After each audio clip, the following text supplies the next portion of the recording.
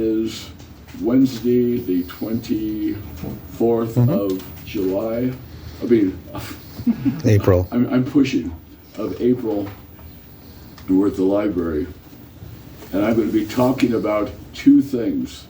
First, the Greek amphitheater, the history, and then also Angel's Flight.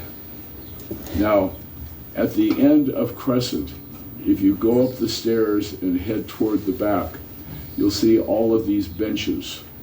That is where we used to have our concert. It was called the Greek Amphitheater. And where on the lower level, they have the three tiers, the lower terrace, the middle terrace, and the upper terrace. Just below where you see the stairs leading up to where the seats are, you'll see a turnaround area. That is where the concerts were. That is where the stage was for the programs. And so they had them from 1904 until 1928. They were open to the public. They were primarily done during the summer, and people would bring mats to sit on, but they were covered. So all of those layers that you see was part of the amphitheater. So in 1925, if you go up there now, you'll probably see, I think they still have it, a machine gun. They have a silver machine gun with a pith helmet underneath. That was put there in 1925.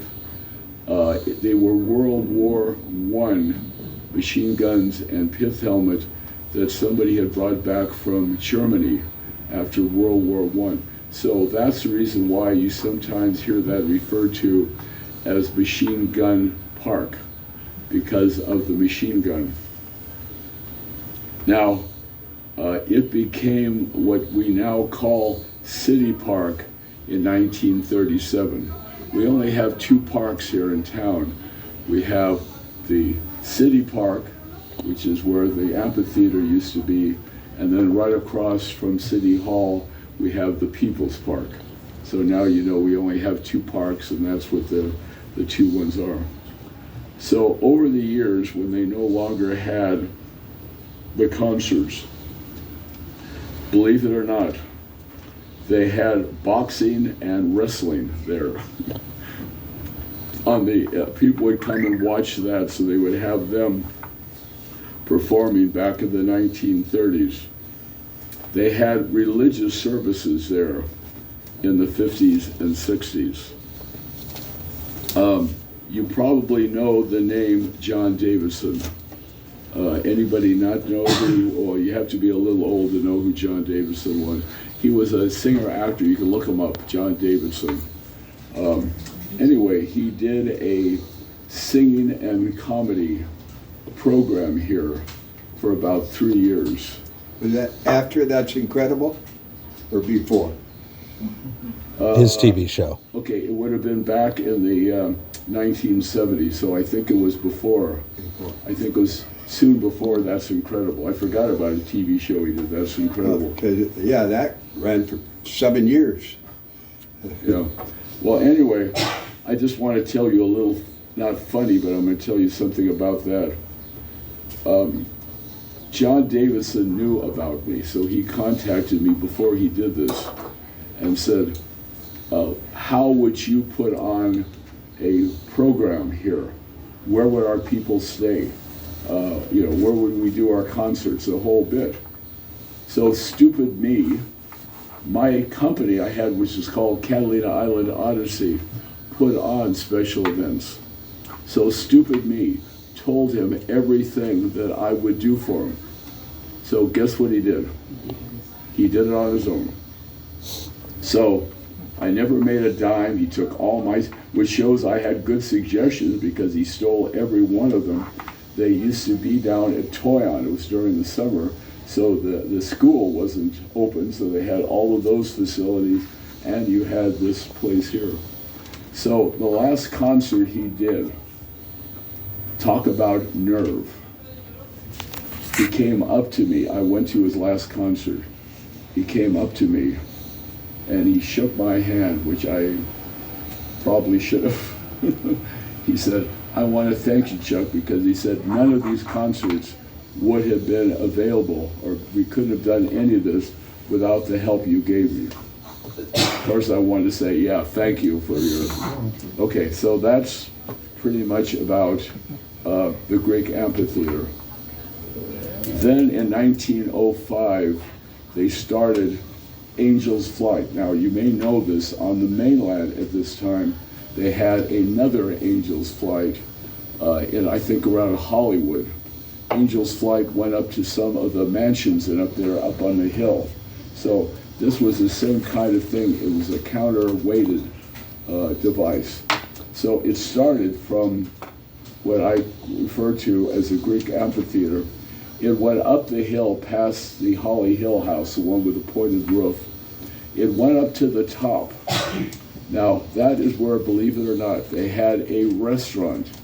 They had a curio store. They had a beautiful view. Then it went down the other side to Lover's Cove, because that is where the people picked up their glass bottom boats by this time, because they were now motorized. So they could have what they knew was the best location. So it went from 1904 to 1931. Now, when I was reading the newspapers, I read all the wireless newspapers going back to 1902, and all of the islanders going back to 1913. So they used to refer to it as the Mountain Railroad. Are you still getting it? Okay. So I was a bit shocked because I didn't know about any railroad. Well, so if you ever hear reference of the Mountain Railroad, that's also the Angel's Flight. So if you go there now, you'll see a big block of concrete. That is where the vernacular stopped, got people off, and then went off the other side. If you go there now and look over both sides of the hill, you can still find remnants of wheels and tracks and whatever. That's why they have that. What era was that again? That was from 1905 to 1923. So, Did they actually call it Angel's Flight, just like they called it in downtown like LA? Mainland, yeah. Same name. Okay. Same name, Angel's Flight. That's where I'm sure they got the name of it, because it had the same concept of the weighted, the one going up, pull the other one down, and so it was a very. That's also at that location where they used to have the Easter sunrise service. I think I've already talked about that before, from 1937 until about 15 years ago, and I played Jesus for 3 years. That's the reason for the cross. So if you're wondering why the cross is there, they used to have the Easter sunrise service there. And if you're wondering about the reservoir up there, you're probably wondering, why do they have a saltwater reservoir up there?